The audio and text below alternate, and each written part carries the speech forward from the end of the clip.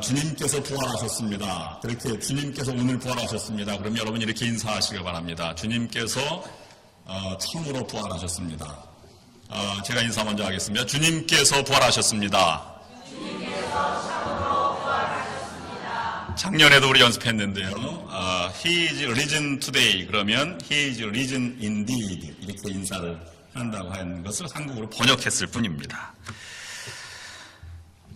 하나님의 부활의 은총이 오늘 주님 전에 나와 예배드리는 여러분과 여러분의 가정 그리고 하시는 모든 일 가운데 함께 하시기를 주님의 이름으로 축원합니다.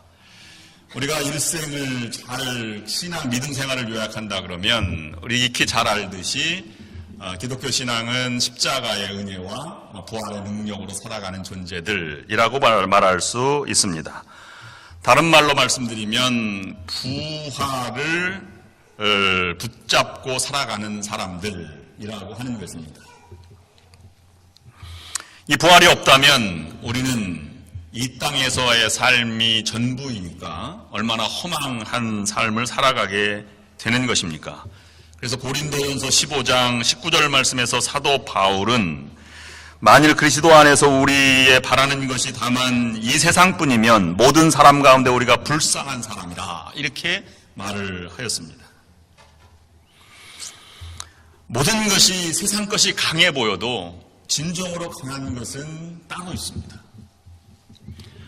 여러분 세상에 가장 똑똑한 사람이 있는 것 우리가 생각되지만 그 똑똑한 사람 외에 더 똑똑한 사람이 있다는 사실을 여러분 종종 우리가 경험하게 됩니다. 반대로 아무리 연약한 사람이라도 내가 도와주고 기도하고 또 사랑해 주어야 할 대상이 반드시 있음을 우리가 잊지 말아야 하는 것입니다. 기는 사람 위에 걷는 사람이 있고 걷는 사람 위에 뛰는 사람이 있고 뛰는 사람 위에 나는 사람이 있다 말입니다. 나는 사람 위에 더 놀라운 사람이 있는데 붙어 다니는 사람이 있다. 그런 얘기가 전해드린 적이 있습니다. 예수님을 박해하고 십자가 못 박은 사람들은 세상의 권력의 전부인 줄 알았습니다. 그러나 그것이 끝이 아니었음을 하나님은 우리에게 보여주고 있는 것입니다. 사도 바울은 오늘 본문 말씀에서 예수 그리스도로 말미암아 우리에게 이김을 주시는 하나님께 감사합니다. 이런 표현을 썼는데 사도 바울의 이 말씀의 깊이를 우리가 가슴 깊이 오늘 이 아침에 묵상하였으면 좋겠습니다. 우리를 절망으로 몰아가고 죽음의 권세로 몰아가고 낙심과 좌절로 몰아가는 이 세상의 죽음의 악한 영의 세력이 네 가지가 있습니다. 그것을 극복한 것이 부활의 능력이다. 저는 그렇게 묵상하려고 하는 것입니다.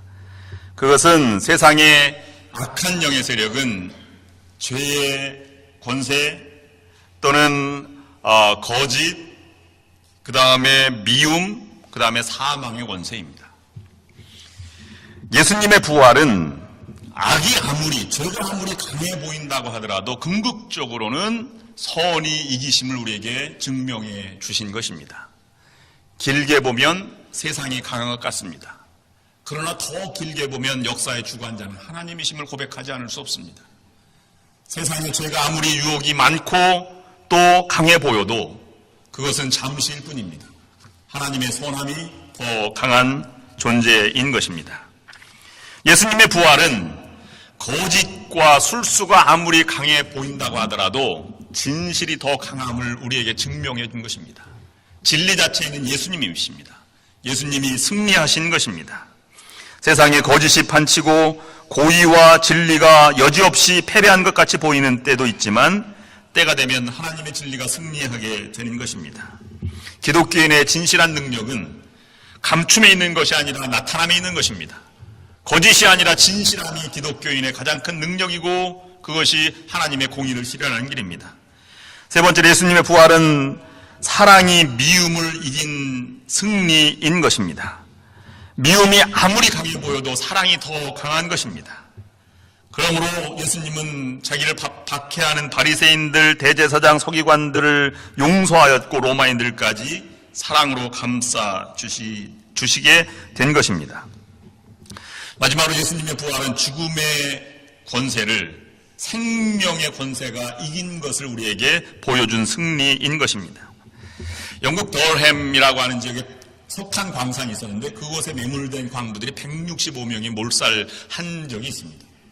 나중에 발굴해 보니까 판자 안에 자기들끼리 예배를 드리고 글씨 써놓은 것이 있는데 이렇게 써 있다고 하는 것입니다.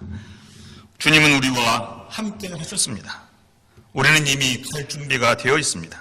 주여 축복하소서. 우리는 대단히 유쾌한 기도회를 마쳤습니다. 모든 사람은 영원한 영광을 위해 준비되어 있습니다. 화요일 오후 2시. 그들은 죽음의 마지막 순간에도 생명의 기운으로 마지막을 맞이한 것입니다. 부활은 생명애로의 초대입니다. 생명으로의 회복입니다. 부활을 통하여 죽음이 생명으로 회복되는 것입니다. 근데 우리는 한 가지 생각해 볼 것이 있습니다. 부활 이러면 죽었다가 나중에 예수님이 재림할 때 또는 심판 때 일어설 것이라고 생각을 하는 경우가 많이 있습니다. 그 말씀은 맞습니다. 그러나 우리가 알아야 할 것이 한 가지 더 있습니다. 그것은 부활의 때는 우리가 알 수 없지만 오늘 우리가 살아가는 세상은 생명의 능력, 부활의 능력으로 살아가고 그 부활의 능력은 지금부터 나타날 수 있다고 하는 것입니다. 나도 모르게 죽음의 그림자가 드리워서 절망과 좌절이 있다면 죽음의 영, 악한 영의 세력에 잡힌 것이라고 볼 수 있습니다. 그러나 나도 모르게 감격과 기쁨과 또는 생명의 기운이 넘쳐나면 그곳에서 부활의 능력을 우리가 가지고 살아가게 되는 것입니다. 부활의 능력은 그러므로 회복과 부흥과 풍성한 삶으로의 연결입니다. 마지막으로 조연경 님이 쓴 꽁트집이 있는데 선글라스를 끼고 나타난 여자의 이야기 하나를 소개해드리고 오늘 부활의 아침의 생명의 능력, 부활의 능력을 여러분 가슴 깊이 묵상해 보시기를 바랍니다. 이 청년은 죽기로 마음을 먹었습니다. 부모 형제가 없는 혈혈단신에다가 배움도 짧았고 거기다 천식 때문에 환절기에는 늘 기침을 달고 살아야만 했습니다. 그것 때문에 폐병 환자로 오인받아 자동차 수리센터에서도 일을 더 이상 할 수 없는 그런 내어 쫓김을 받게 되었습니다. 그는 또 이 세상에 태어나서 처음으로 자기를 만나서 대화를 해주고 사랑을 느끼게 해준 수기와도 헤어지게 되었습니다. 수기는 자동차 수리센터 앞에 있는 꽃집에서 일하는 같은 또래 청년 아가씨였습니다. 수기가 시집을 가기 위해서 자기 고향으로 내려가던 날 한방눈이 펑펑 내렸습니다. 수기는 천식에 좋다는 약 한 병을 청년의 손에 꼭 쥐어주고는 말없이 뒤돌아 떠나버렸습니다. 청년은 눈사람이 될 때까지 그 자리에 서 있었습니다. 다시는 수기를 못 보겠구나. 청년은 외로움 때문에 가슴 한 귀퉁이가 저려왔습니다. 이 외로움은 어떻게 살지 두려움으로 변해갔습니다. 청년은 서서히 돌아섰습니다. 그리고 어디론가 가려고 했습니다. 아무리 찾아도 갈 곳이 나타나지 않았습니다. 자신이 자란 고아원이 생각났지만 빈손으로 그곳으로 돌아갈 수는 없는 일이었습니다.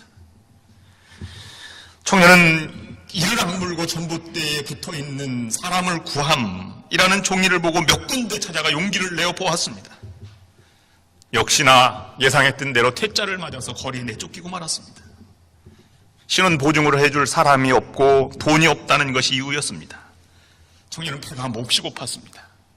주머니를 뒤져보니 100원짜리 동전 4개가 있었습니다.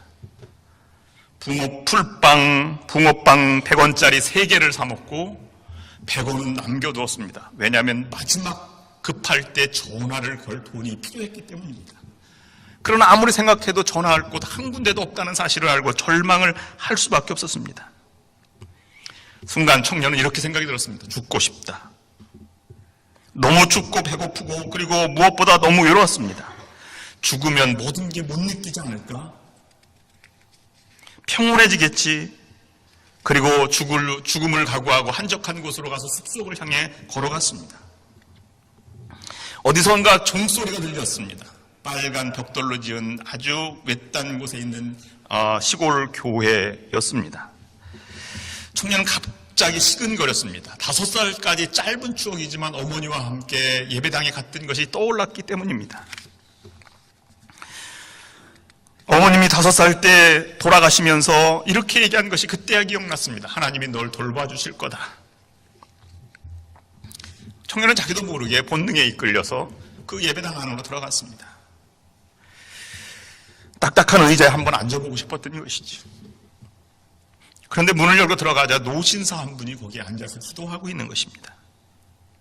청년은 맨 뒷자리에 앉았습니다. 중앙에 십자가를 보니 눈물이 주룩주룩 흐르기만 하였습니다. 하나님이 원망스러웠습니다. 다른 사람은 다 행복한데 나는 왜 이렇게 찬밥 신세인가? 청년은 죽기 위해 자리에서 일어섰습니다. 그때 기도를 마친 노신사가 몸을 돌려 청년 쪽을 바라보았습니다. 바라보는 순간 털코트에 윤기가 나는 털코트에 금티 안경을 쓰고 부유한 듯이 보이는 그러한 잘 어울리는 신사 한 분이 자기를 보고 있는 것입니다. 청년은 자기의 차림새를 내려다보았습니다. 겨울인데도 홀겹에 봄잠바를 걸치고 있었습니다. 그러고 보니 교회 입구에 세워진 은회색 승용차가 신사의 것인 것을 알고 더욱더 둔하게 생각이 들었습니다. 청년은 노신사한테 공연히 화가 났습니다. 못 가진 자의 슬픔이 그런 식으로 피출된 것입니다. 환하게 자기에게 다가오며 웃고 있는 노신사를 무시하고 문 쪽을 향해서 걸어가려고 하였습니다. 그때 소리가 들렸습니다. 나 좀 봐요. 청년은 순간 멈출 수밖에 없었습니다. 나하고 얘기 좀 할 수 있을까? 노신사는 청년의 얼굴에 눈물이 가득 고인 걸 이미 본 것입니다. 청년 쪽으로 다가오더니 청년의 속을 덥석 잡았습니다. 말할 수 없이 따뜻한 손이었습니다. 노신사와 청년은 그렇게 그 자리에 잠시 앉게 되었습니다. 기도했어요? 청년은 말했습니다. 전 기도 같은 거 안 해요. 하나님은 절 결코 좋아하시지 않으니까요. 그러니까 저한테 나쁜 일만 생기지요. 전 결국 죽을 결심을 했어요. 사는 게 너무 힘들어요. 청년은 처음 보는 신사 앞에서 자기의 신세 타령을 한다는 것이 너무나 놀랍게 이 생각이 들기도 하였습니다. 신사는 온화한 미소와 따뜻한 손 때문이었다고 신사의 따뜻한 손 때문에 생각이 들기도 하였습니다. 신사가 말했습니다. 나는 지금 하나님께 감사의 기도를 드렸답니다. 청년이 대답했습니다. 그야 당연하죠. 선생님과 가진 게 많으시잖아요. 그래요. 나는 가진 게 많습니다. 그동안 하나님 은혜 가운데 아주 평온하게 살아왔지요. 뿐만 아닙니다. 믿는 자에게 영생을 주시고 부활의 은총을 허락해 주셨으니 저는 감사를 드렸습니다. 나는 그 말을 믿기 때문에 지금도 평온해요. 난 앞으로 3개월 남은 암 환자랍니다. 청년의 가슴 속에 무엇인가 치밀어 오르는 듯한 또 다른 느낌을 갖게 되었습니다. 노신사를 바라보면서 이렇게 얘기했습니다. 아니, 죽을 병에 걸렸는데 감사하다는 기도를 드릴 수 있단 말입니까? 노신사는 대답 대신에 이렇게 말했습니다. 죽는 건 그렇게 급하지 않습니다. 내가 지금 가지고 있는 것이 무엇인지를 생각해 보세요. 노신사는 청년 등을 어루만져 주었습니다. 그리고 털코트를 벗어서 청년 어깨에 얹혀주고 떠나버렸습니다. 청년이 급하게 라고 말했지만 이미 신사는 더 이상 돌아올 기색이 아니었습니다. 청년 노신사의 마지막 말, 내가 가지고 있는 것들을 생각해 보십시오. 생각해 보았습니다. 나는 아직 젊고 천식이 있지만 그래도 건강하고 또 자동차를 누구보다 잘 닦고 자동차 본넷을 열면 자동차의 소리를 듣고 고장이 있는지 없는지 알고 때로는 다정다감한 인사도 건넬 줄 알고 또는 음식에 대한 매력도 있고 요리도 잘할 수 있고 그리고 나는 지금 이 털코트도 내 것이다. 청년은 죽기에 아직 이르다는 생각이 들었습니다. 다시 일자리를 찾아보리라. 청년은 벌떡 일어나 자리에서 일어섰습니다. 그리고 나가려고 하는 순간 청년의 마음속에 처음으로 이런 생각이 들었어요. 생명의 기운이죠. 부활의 능력입니다. 그리고 기도를 드렸습니다. 다시 한번 앉아서 이렇게 기도했습니다. 하나님, 저 이제부터 열심히 살겠습니다. 부활의 능력은 때가 아닙니다. 부활의 능력은 바로 지금부터 살아가는 능력인 것입니다. 여러분, 사망의 권세, 죽음의 권세를 물리치고 이기게 하신 하나님의 능력을 받아서 여러분들도 부활의 능력으로 승리하며 살아가는 그러한 진정한 하나님의 자녀들이 될 수 있기를 주님의 이름으로 축원합니다. 기도하시겠습니다. 사망의 권세, 악의 세력을 물리치시고 부활의 첫 열매가 되신 주님, 오늘 우리에게 부활의 능력이 회복되게 하시옵소서. 예수 그리스도의 이름으로 간절히 기도드립니다. 아멘.